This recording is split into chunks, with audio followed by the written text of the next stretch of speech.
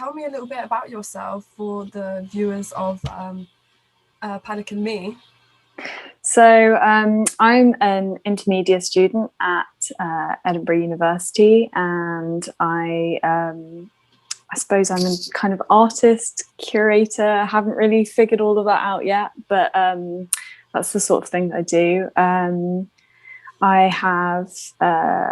I'm the art editor for an online publication called Ekphriasis, which supports kind of emerging artists and kind of offers a space for them to show their work. I organise a series of exhibitions called Art Craft, and I'm currently organising another exhibition, which is an online Zoom exhibition in which the artists can embody their work by wearing a morph suit or painting themselves green to use the technology. That sounds really cool. So it sounds like you're very busy throughout lockdown, which is good. How did you start, being creative, or how did you figure out that that's what you want to do, especially going into university?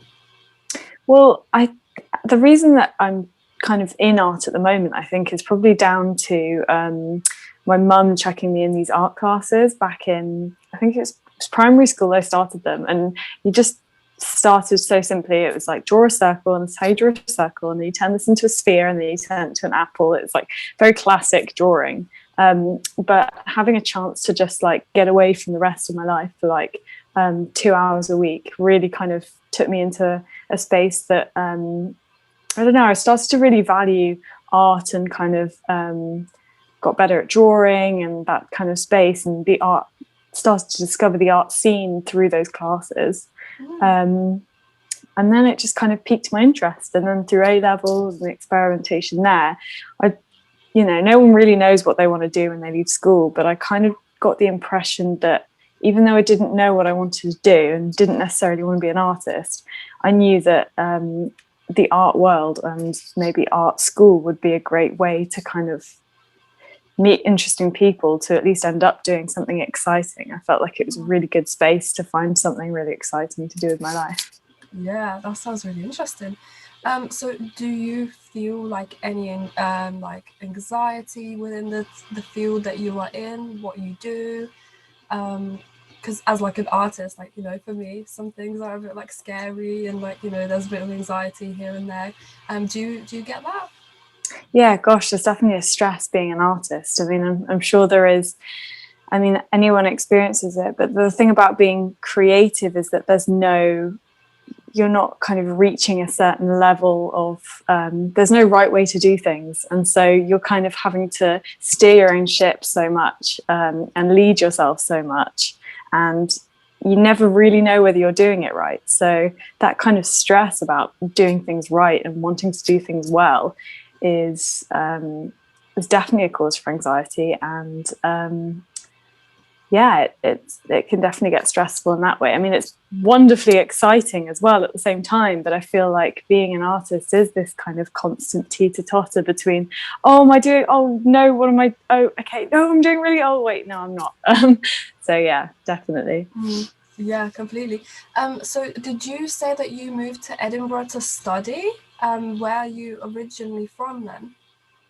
Well, actually, I grew up in Dubai, and I did my foundation course in Bournemouth because I've got family there, and because it was a great uni, and I did happen to know the place because I had family there. And then I decided I just wanted to get away to somewhere completely new, so I decided to try Scotland, and it's really, really cool. Definitely the place to be. It's a really exciting kind of scene that I wasn't familiar with before, which is, I think, what I really needed. And so, when you're like moving, you moved from Dubai to do a foundation in Bournemouth, and now you're at university in Edinburgh. How does that feel, moving around for, obviously, like not just like vacation, but to actually study, to do what you want? How is that feeling? Is there like anxiety within this?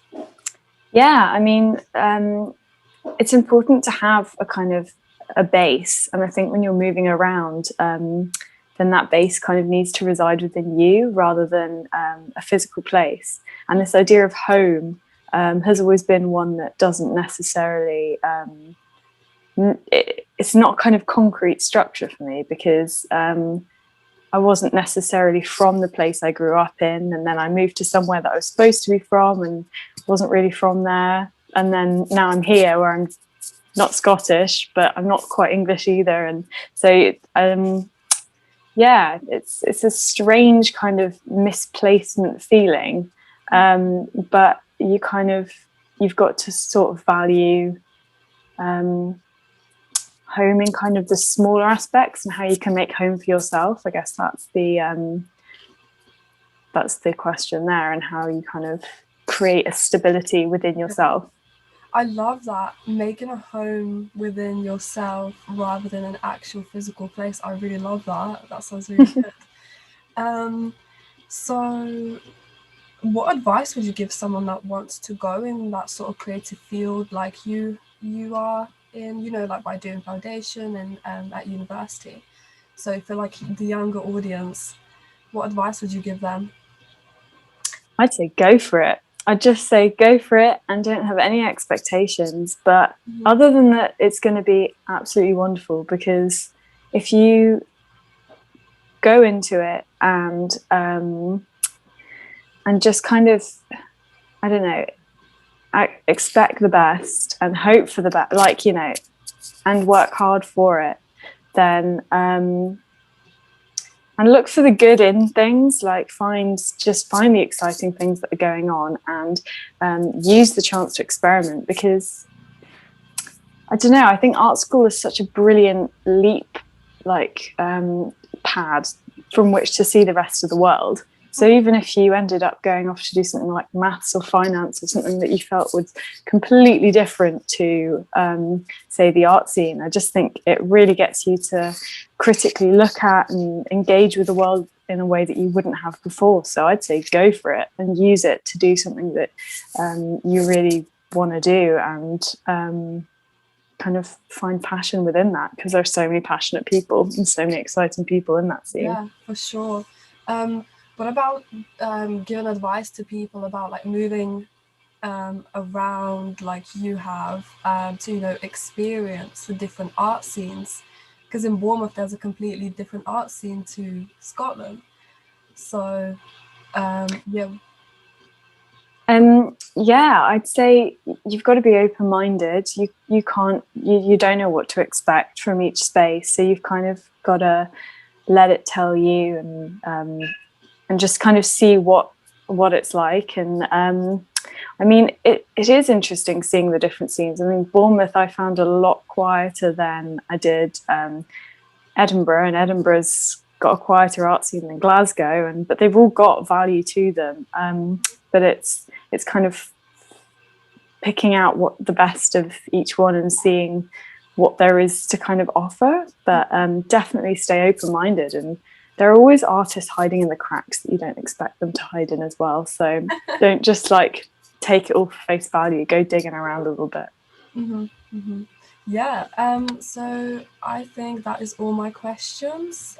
So thank you for joining me on Panic and Me podcast. And also thank you very much, viewers. Thank you for having me. It was great to answer a few questions, and yeah.